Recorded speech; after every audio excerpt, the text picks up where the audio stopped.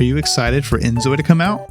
And are you testing out the new Creative Studio, trying to figure out how to make your own custom items like this hat or this shirt? I'm going to show you exactly the process that I use to come up with this hat and this shirt, and how you can use that process to make your own custom hats and shirts, add your own favorite brands to them, or your own custom designs and patterns. If you stick around to the end of the video, I'll show you a secret way to make a really nice seamless pattern that you can use on not only clothes, but it also works well in game for like wallpapers and other customizable objects. So without further ado, let's jump in to the Inzoi Creator Studio and I'll show you how I made these two items. But one disclaimer before we get started, this will require some sort of photo editing software. So whether that's a free software like GIMP or a paid software like Affinity, or if you're a super nerd and you're rich and you can afford it, Adobe Photoshop.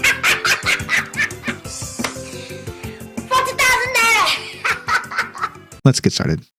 The first thing you're going to want to do is you're going to want to understand how Inzoi imports your pictures. That was very confusing at first. I'll show you an example of what that looks like. So here's the first thing I made was this Buc-ee's hat. So first of all, you pick the item that you want to edit. So in this case, we were in accessories. I was on hats. I picked this hat. I should have picked another hat because I don't like this Dayton thing here and there's no way to take it off. Don't worry about that. That's just my mistake. You can do this on any of these hats that have this little My Texture button, right? There's the color button and the My Texture button. Any item in the game that has this, you can use this technique on. So we're going to use this on this hat. Now, when I click the My Texture button, you'll see I've been messing around with some stuff. Now, if I just put the Buc-ee's logo on, whoops, that's not what I wanted. I want this to be a color. My bad. If I just choose the Buc-ee's logo, you'll notice that it's gonna tile. So there's gonna be a bunch of logos on here.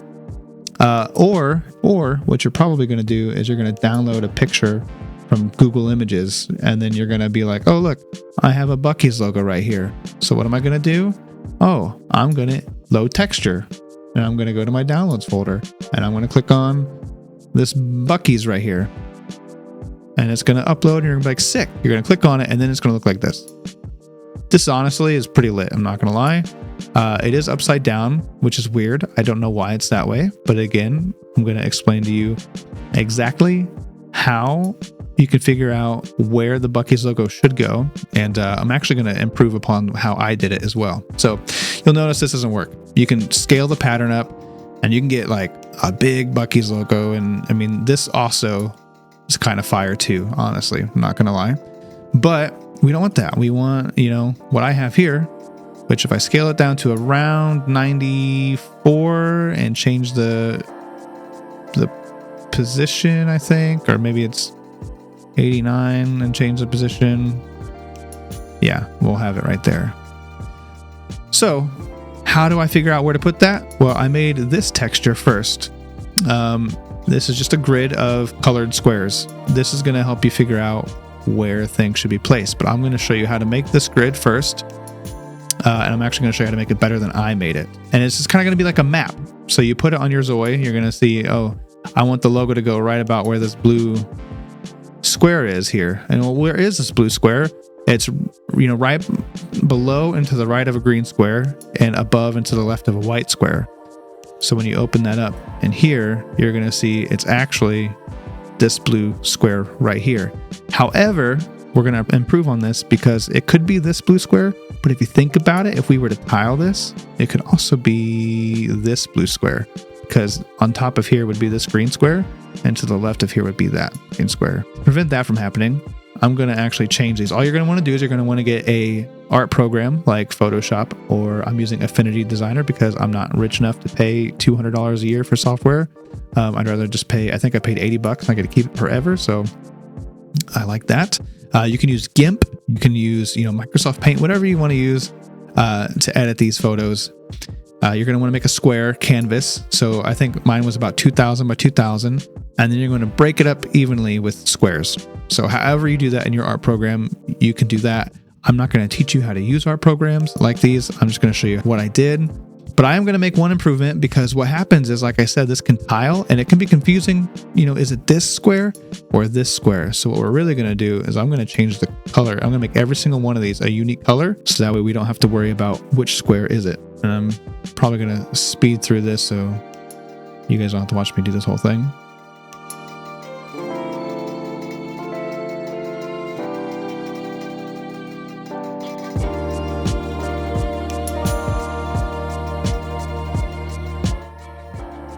Okay, so you should have a square canvas, as big as you want to make it. The bigger that you do make the whole image, the better it's going to look in the game, I believe, in theory. Every square should be a different color. If you wanted to, you can go a step further. You could put like numbers or letters in here so you can be exactly sure like what square you're looking at. But I'm going to leave it like this. I'm going to export my image, and I'm going to export it somewhere where I can find it. I have a Inzoi stuff folder. I'm going to call this, test.png. I'm going to actually replace mine because I like this better. Then you're going to jump back over to Inzoi, load texture, we'll load the image that we just made, which for me is this test.png.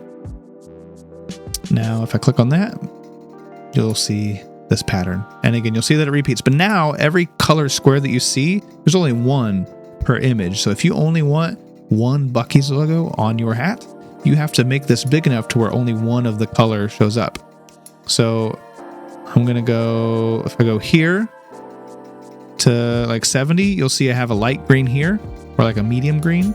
But there's also a medium green here, which means that if I put the Buc-ee's logo here, it's also going to be on the back. So we're going to make it a little bit bigger. If I put it here, you can see that the purple, this like violet color is here, right next to this black. And right between like a black and a darker purple. Over here on the back, you'll see we also have that same purple. So it could show up there. So we're going to go a little bit bigger. I tend to find if you're trying to fit one thing on here, the 90s is where it's at. So right now, this light medium green at like 90 is almost, if you can fit it in one square and you put it at 90, it'll fit. So now what we got to do is we're going to go back to our image and make sure that we're putting it on this medium green. Whoops.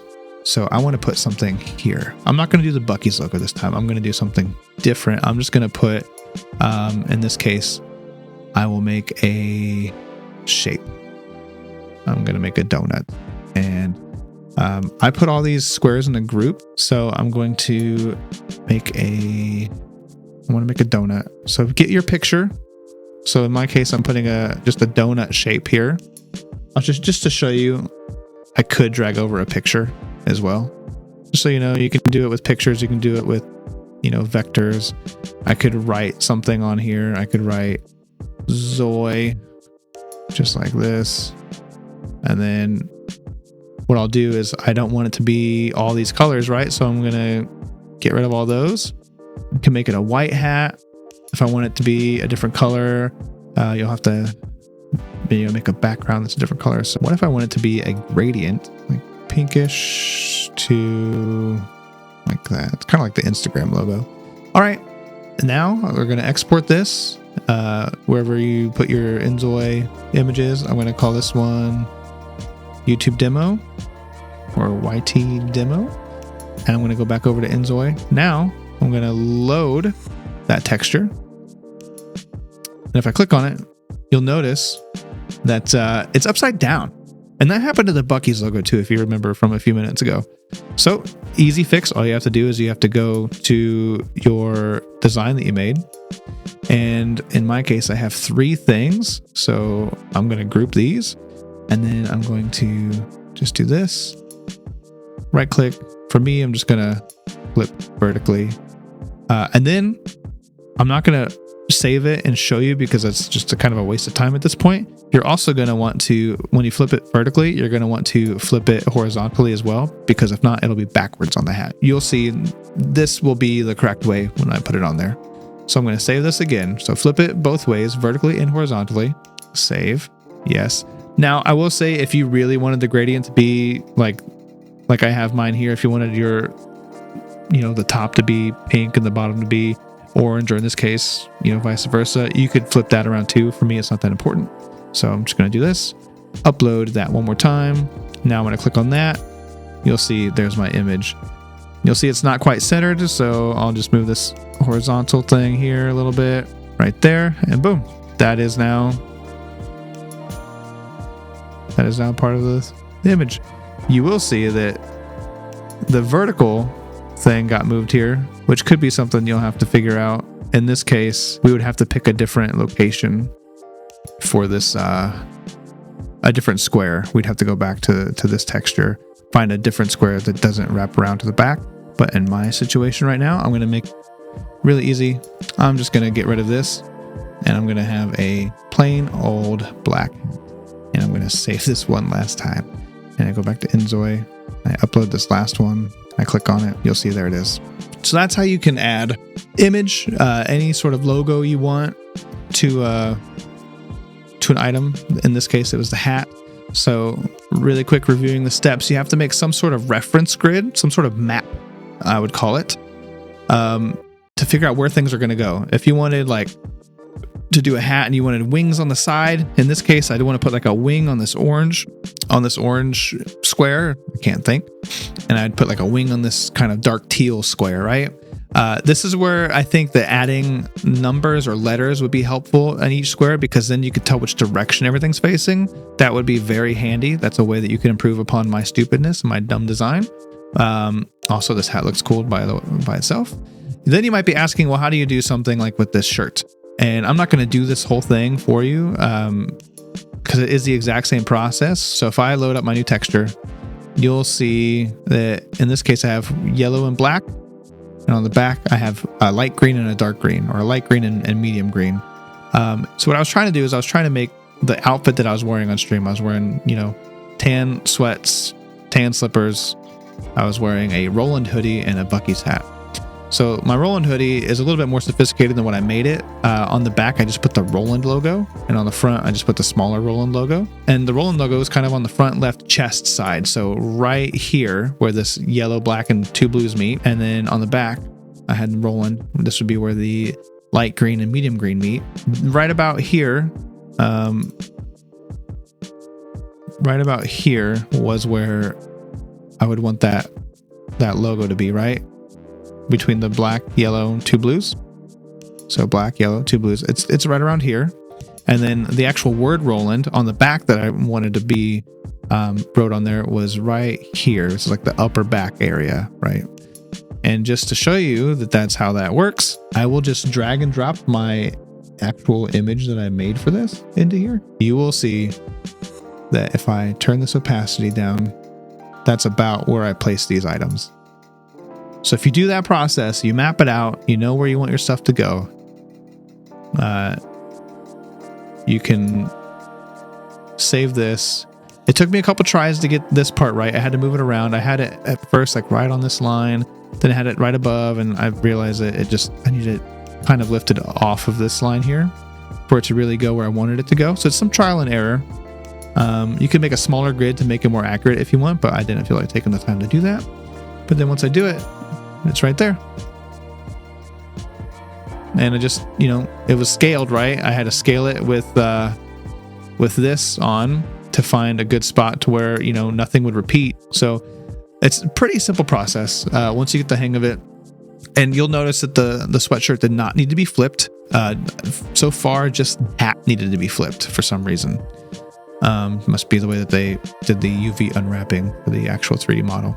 Last but not least, I want to show you a fun little trick to make patterns. Now, this is going to require something that you may or may not have access to. And it does also require AI. I know that there's like some nasty, connotations around AI.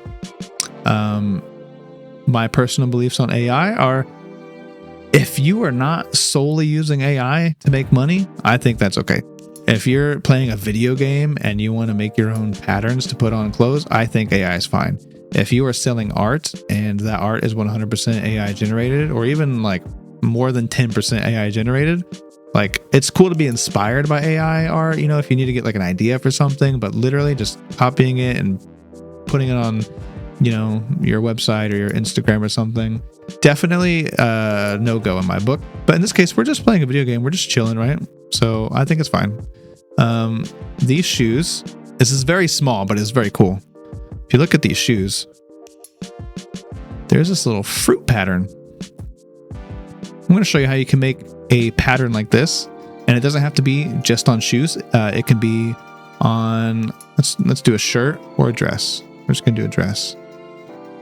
And then you'll see here that we have the option to put a texture on here. So I could do this, and I could do all the same stuff that I just did, and I can, map out a whole new roll and dress if I wanted to. But in this case, we're going to use a tool. I use Midjourney. Midjourney is a Discord-based AI image generator. And if you are using Midjourney, you can follow along, or you can use whatever AI image generator you have. There's one important thing that we have to think about, and I'll tell you that here in a second. So in this case, I'm going to say I want a pattern of bumblebees and honey. I'm going to make it simple. I'm just going to keep it like that. And then the most important thing on Midjourney, and there's probably a way to do this on other AI image generators, but you're going to want to put something that tells it to make it a tileable texture. In Midjourney, it's super, super easy. You just do -- tile. And whatever you do and you add -- tile to it, it's going to make it a pattern that's going to be seamless. So if you were to put this on an item in the game, like a wallpaper or a hat or whatever, you're not going to be able to see where the image starts and ends. So it makes it really good for clothes and wallpapers, and you can even take the fabric of chairs and make custom patterns for it. You can even use it on a toilet or like a countertop. You can do all kinds of cool stuff with it. So just for the sake of the video, I'm going to hurry up through this. I'm going to pick this one. It doesn't look like it's seamless, right? But you'll see like this jar would continue up here and this jar would continue over here. So I believe it. We're going to save this. And then when I go over to Inzoi, I'm going to make a new pattern. I'm going to choose this. And boom, you can't tell where it starts and where it ends. You can make it, bigger, smaller. If you make it, really small, it's going to be even harder to tell that it's a seamless pattern. So yeah, that's one bonus tip for you. If you have some sort of AI tool to make a pattern, you could do it and add it to, all kinds of different clothes. We can put it on underwear. You can put it on shoes. You can put it on like shirts. Just there it is. If you wanted to have a whole outfit, there you go. Anyways, I hope you enjoyed this. I hope you're looking forward to Inzoi that comes out soon. This is different from my normal content, but I have just been looking forward to a good life sim. I haven't had a good life sim in a minute. So I've been stoked. If you have any questions or any other cool ideas that you came up with, feel free to leave them in the comments. And until then, we'll see you next time.